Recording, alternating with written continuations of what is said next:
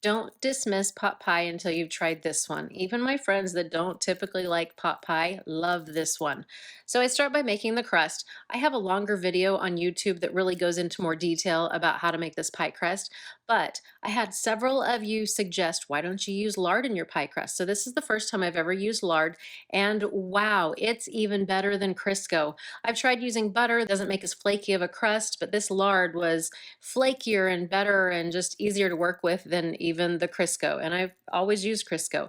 So take that pie crust and I put it on a 9-inch pie plate. Find the largest pie plate that you have because this is going to have a lot of filling. If you have a deeper one, that's going to work great too. But I start by making the bottom, then I make the top.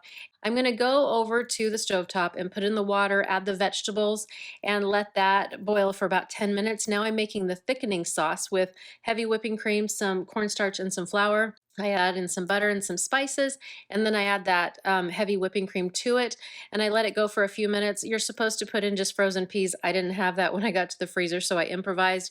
Just use whatever you have. And here I am taking my fingers that are wet and going along the crust. That way when I put the top crust on there, it'll seal. I also cut some slits into that crust so that it could vent out, but cook it at 400 for about 40 minutes, and when it's done, let it sit for 15 to 20 minutes. You've just got to be patient. This is such a good pot pie that I hope you give it a try.